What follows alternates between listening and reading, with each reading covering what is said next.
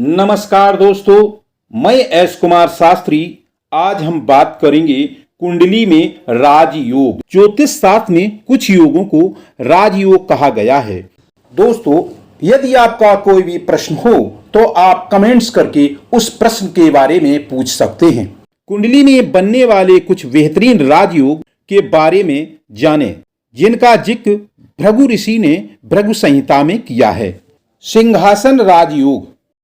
जिन लोगों की कुंडली में सभी ग्रह दूसरे, तीसरे, छठवें, आठवें और 12वें घाव में होते हैं, वह महान राजयोग लेकर पैदा हुए होते हैं।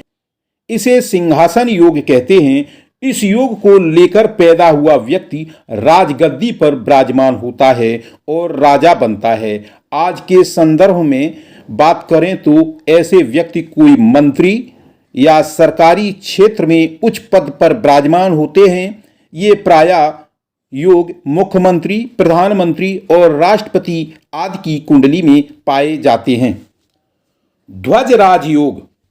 जिस व्यक्ति की जन्म कुंडली में 8वें घर में अशुभ ग्रह शनि, सूर्य, राहु मौजूद हों और शुभ ग्रह जैसे गुरु, चंद्रमा, शुक्र, लग्न यानी पहले घर में मौजूद हों, वह बड़े ही किस्मत वाले व्यक्ति होते हैं। ऐसे लोग ध्वज नामक राजयोग लेकर पैदा हुए होते हैं। ऐसा मानना चाहिए, ऐसे लोग समाज में आदरणीय होते हैं और बड़े राजनेता बनकर समाज की सेवा करते हैं। ये समाज सेवक हो सकते हैं, समाज में किसी तरह के कल्याण से जुड़े हो सकते हैं। ये समाज में बहुत ही सम्माननीय होते हैं। इनका सभी बहुत आदर करते हैं। चाप राजयोग। जिस कुंडली में गुरु अपनी राशि मीन या धनु में हो, शुक्र तुला राशि में और मंगल अपनी उच्च राशि मेष में स्थित हो, वह धन संपत्ति के मामले में बड़े ही सौभाग्यशाली होते हैं। भृगु संहिता में इन ग्रहों की इस स्थिति से चाप नामक शुभ योग बनता है, जिससे व्यक्ति राजा के समान प्रभावशाली होता है और गौरव प्राप्त करने वाला यह व्यक्ति होता है। गुरु और चंद्रमा से बनने वाला राजयोग। जिस जातक की जन्म कुंडली में चंद्रमा 11वें घर में और गुरु तीसरे घर में स्थित होने पर राजयोग बनता है। इस योग को लेकर पैदा हुआ व्यक्ति राजा के समान होता है। वह अपने समाज में प्रसिद्धि प्राप्त करता है और धन संपन्न होता है।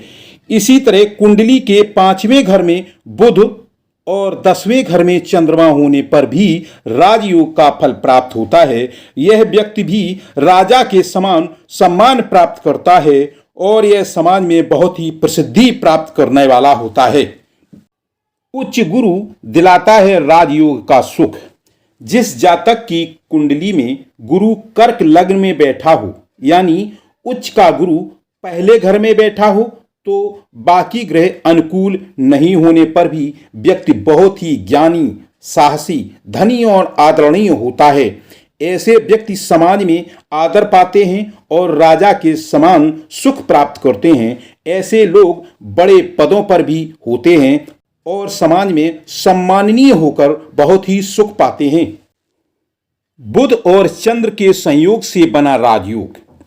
जिस जातक की कुंडली में बुध और चंद्रमा दोनों एक साथ वृष राशि में या कन्या राशि में स्थित होते हैं, वह अपनी वाणी और चतुराई से जीवन में अपार सफलता प्राप्त करते हैं। भृगु संहिता के अनुसार यह चंद्रमा और बुध की इस स्थिति से राजयोग जो बनता है, ऐसे लोग राजनीति में भी काफी सफल होते हैं। ये लोग कभी भी अपने प्रतिद्वंदी से पराजित नहीं होते हैं। ये अजेय होते हैं। गज केसरी योग। इस योग के कारण व्यक्ति अध्यात्म के क्षेत्र में भी सफलता पाता है। कुंडली में अगर गुरु बृहस्पति चंद्रमा के साथ केंद्र भाव में हों और किसी क्रूर ग्रह से संबंध नहीं हो, तो कुंडली में गज केसरी योग का निर्माण होता है। इस राजयोग के कारण व्यक्ति धर्म और अध्यात्म के क्षेत्र में कामयाबी हासिल करता है। ऐसे व्यक्ति सरकारी सेवाओं में उच्च पद पर भी बैठते हैं। साथ ही इनका लाइफ स्टाइल राजाओं की तरह होता है। इतना ही नहीं, इस योग के प्रभाव से जातक किसी गलत रास्ते पर भी नहीं जा सकता है। दोस्तों, यह विवेचन ज्योतिष शास्त्रों और धर्म शास्त्रों पर आधारित है। यदि आपको अपनी कुंडली का सही विवेचन चाहिए तो आपको अपने किसी ज्योतिषी से मिलकर अपनी सही विवेचना करवानी चाहिए। मैं एस कुमार शास्त्री, फिर मिलेंगे अगले वीडियो में। धन्यवाद।